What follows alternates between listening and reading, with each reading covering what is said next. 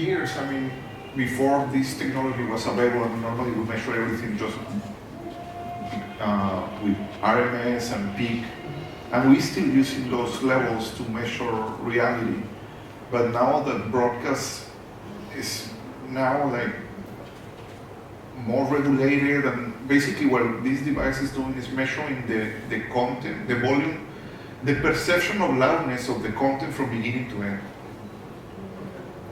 So again, each different platform have different loudness units recommendations, and there is a lot of conversation in this. I mean, like the last actually file that I found about the actually document from AAS is 2015, because there is a lot of conversation happening in this topic, because again, each platform, I mean, iTunes, they say that they want -16 loops. I mean,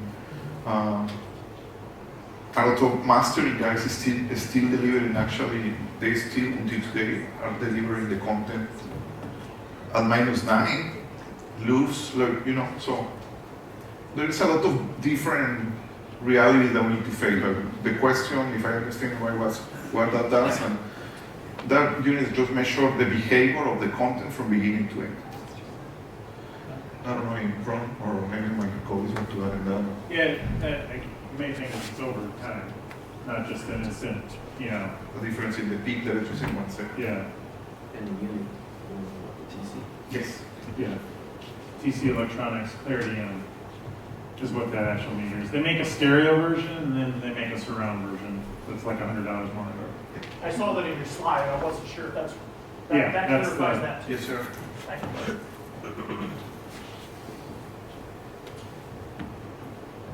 Anybody else got something? So with the LUFS meter kind of going over time, do you reset that through your mix, or do you just kind of let it? You just start it and it's averaging over time as long as it's running, or are you going to reset that average at any point? Yeah. So yeah, there is a reset button that you can use in the unit that is starting at the moment to measure the reality of the program. It's basically that you left the program running from beginning to the end. But when you reset, actually the first reading that you have over there is not the reality of the loops, because it's just happening right there. Gotcha. And the behavior of the circle, that is the radar, you can change that setting to measure, to make the unit how fast it's measuring, like 1 minute or 4 minutes, like all that is optional to your settings. And it also has a shorter term, like a 10-second window for you to read too. So you can see what you're doing in the moment, and also what the whole program is. Correct.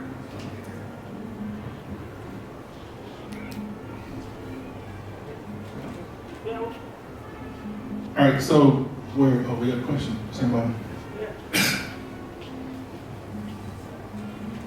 So in today's day and age, with all the networks and consoles with broadcast, front house, and monitors, what are you guys doing other than mic plots to ensure there's consistency, so you know where stuff is going in between all the different desks, and to make sure if you're sending something from one desk to another, that it's staying consistent along that signal chain? Take this one.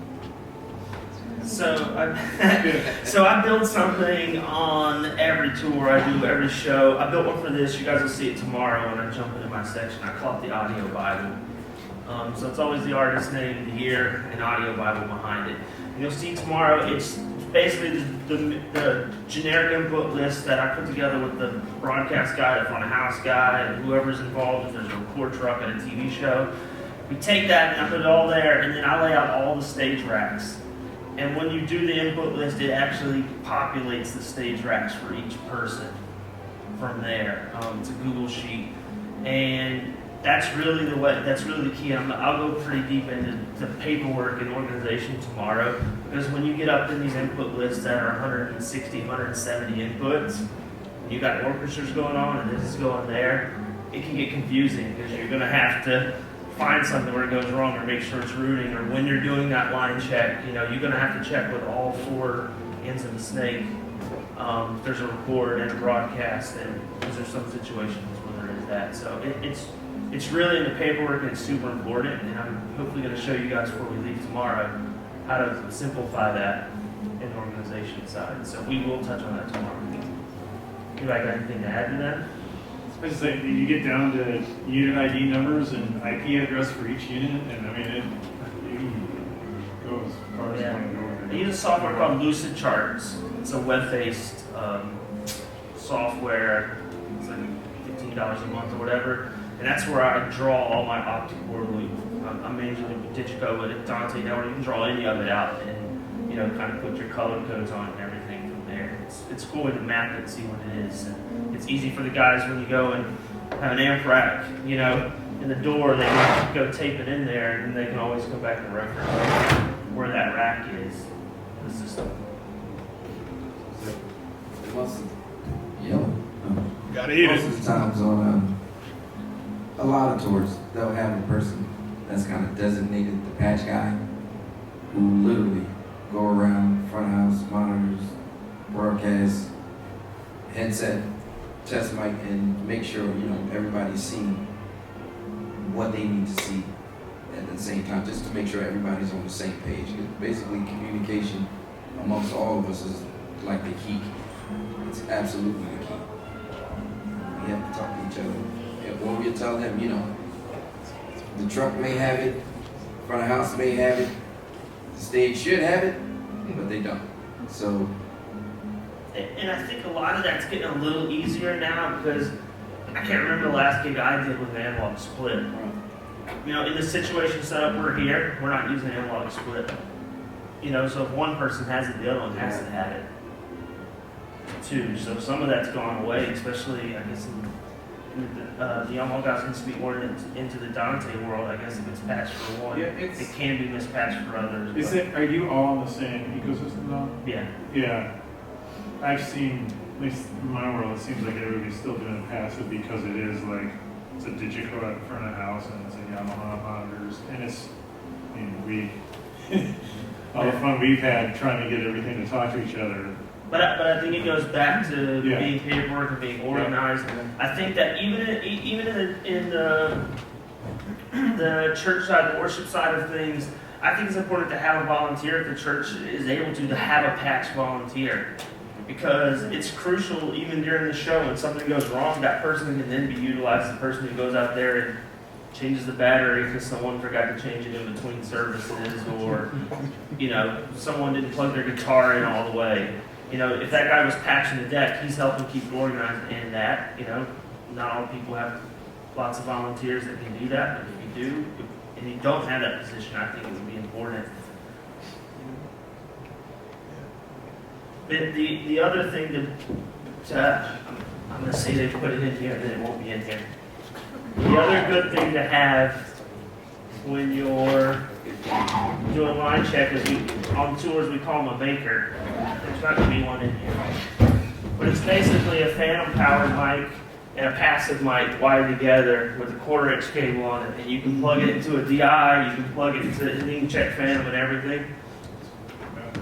It's also good to have in that situation. It doesn't have to be expensive. It can be whatever, just as long as one mic gets phantom and one doesn't. All right, so James walked up to me a couple seconds ago and said that we should talk about why we're here. The whole concept behind Road Crew is this interesting inspiration and connection of dots. So in October at AES, stopped by the booth, see Matt Larson. James is there. James was like, "Hey, Tone, long time no see." Okay. I have this idea, and that idea manifested itself in New York on January 7th. And I was like, "Hey, I have an idea. How about we do all three sides of the snake?" And so we're here today for that reason, to be able to share information. Another big part as to why we didn't put this in a church is because this is opinion, and you know the whole saying, opinions and buttholes. So I may be a butthole for saying this, but I still believe it wholeheartedly.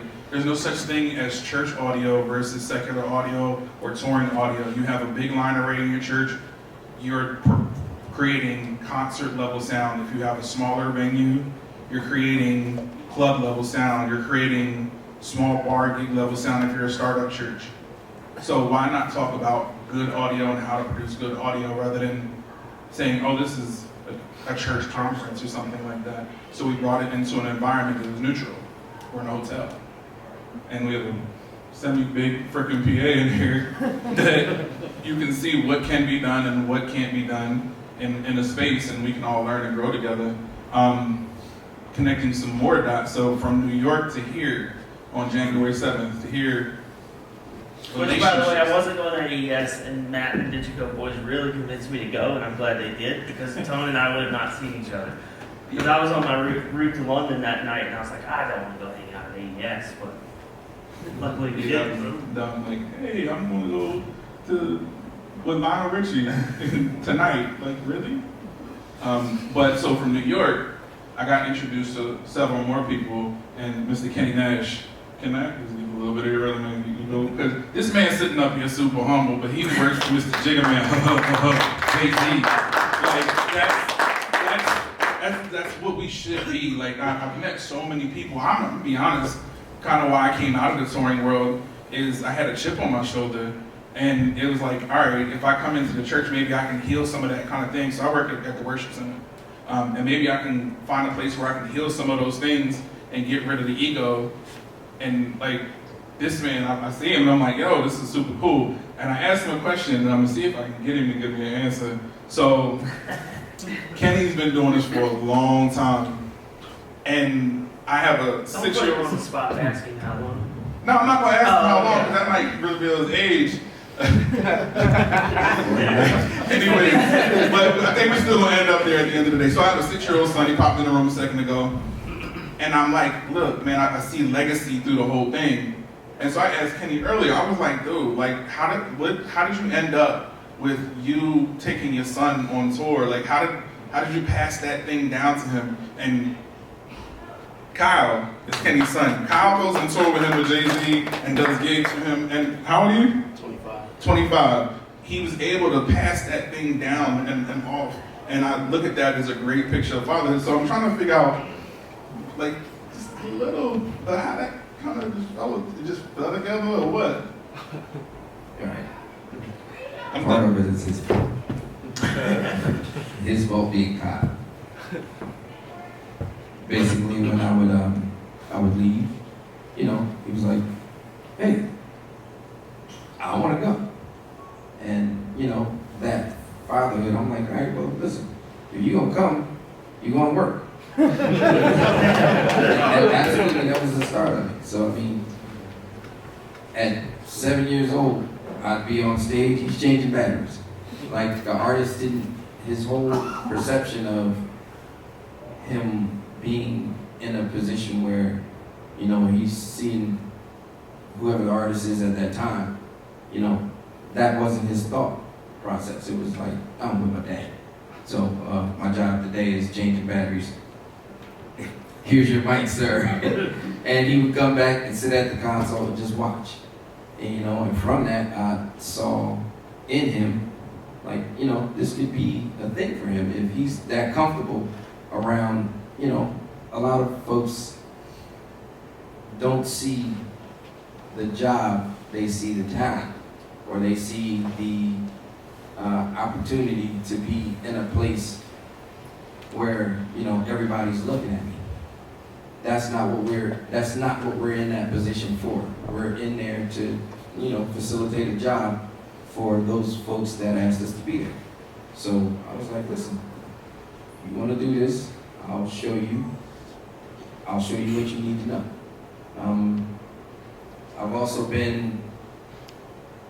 I've had other artists' children, you know, they come up on stage and they turn around and look, why is he at the console? He wants to learn. And I never had a thing where someone showed me how to do this job. So it's in me to do that very same thing. The whole open-handedness, yeah, I love it, Absolutely. man. And that's how we have to live, man. Listen, I remember going to a venue, being on the show. Truck didn't come. Everything was late. Doors were open. And there was another gentleman, an older engineer that I looked up to, Mike Brown. He happened to walk in the house to come see the show for the artist that I was working for. He looked at me like, "What's the panic in your eyes for?" I'm like, "I just got the VA." And he's like, "Well, you better mix this show good because I'm sitting right next to you." You know, so from that, you know, he saw that, okay, he's getting ready to have a moment. So he said, "Listen, those folks out here to hear the artists, first thing you work on is vocals. Get them in the PA, go from there. You know how the music sounds. You know the songs. You've been on tour. You've been with these folks. Just put it together slowly. Don't rush. As long as everybody can hear what they're here to hear, which is that artist or that part of that, you know, particular event, start there. And, you know, middle of the second song, we was off to the races. He did one of these, he hit me on my shoulder and walked off. And I was like, I guess I'm high. like, right. So, I mean, a lot of this, and while we are here, while these gentlemen up here on the stage are here, is to make sure that any of this knowledge that we have, or any of these tips, or any of these tricks, or any of these things that we have available that we want to share with you to make sure that you also have them available, because the business is changing and it's moving really fast. And listen, when I'm not home or when I'm not working, I just say, when we opened that venue was also a church. They were amazed that Sunday service was being done by me, and then a couple of them, I can't even know the guy's name, the guy that previously mixed the service came in one day and said, "Oh, no, y'all need to keep him." I talked to the pastor and he was like, "Well, what have you done?" I was like, "I just came from a TV show." "What TV? Tonight Show." He goes, "Oh, you can go ahead and do what you want to do. You tell us what you do." You know, and the whole idea of what they expected during those services changed as well because of what they had previously. Like you said, you would leave for a week and you'd come back and it would be growth. Yep. So I think that's what this whole thing this whole time frame, this whole weekend, why you guys are sharing this time is because we still want the growth in this business. You know, like I said, In all aspects of the business, Absolutely. just not the technical side, just the community side. Like, yeah, we're standing up here and we're presenting, but we could learn something from every one of you guys, and that's part of the community side. That's part of where Tone and I and the guys up on here want that's what we want Road Crew to be about. It's not just being an event. It's not just coming this weekend. It's about building the relationships moving forward so we can keep the community. building it. Right. Yeah. And I'm pretty sure everyone sitting in this room, if we are doing what we expected out of this, you know, everybody gains a new contact. Everybody gains a new person to call and to talk to and to say, "Hey, let me bounce this off." You get that call back, "Hey James, is this a good idea? I was thinking about doing this, this, and this." You can, but take this into consideration. You know, so all you guys as engineers, And I do that quite often with other engineers that are out in line. If you have an issue with an artist and you're fighting with he or she every night, I have no shame to call one of the other guys. I call Kenny, or Ramon, or Diva Dan trainer. Horton. Either though, yeah, all of us have mixed the divas, and we just bounce ideas off each other. And when I was with Tone, I was like, why can't we do this for the industry? Why is it just our close circle of friends? Let's build the circle of friends out. So, All right, so we said we have a surprise for you. Well, one of the surprises is we're not going home. We all staying here. So if y'all want to hang out and ask questions one-on-one because you don't want to raise your hand, you can stay around. until we fall asleep talking to you. I got a survey for you, say what it is. You have a survey? I have a survey. I need to raise a hand. Giddy up. All right, so how many guys in here are Digico guys? How many are Yamaha? How many are everything else? How many went to NAMM? What was the piece at NAMM you missed the most? That you Anybody? saw on the internet? What do y'all think we about to Yeah. reveal? Shout it out. Anybody got anything? And if I told you, don't say it. Quantum. Come on, Matt. Bring it in. All right. Come on, man. Bring it. So we were lucky enough to talk Digico into bringing up new Quantum 338. So Matt is going to tell you all about the new Quantum 338. So if we want to move So over can we towards get that some of direction, he's going to These chairs pushed off to the side, please. Pull all those over there. I'm in here.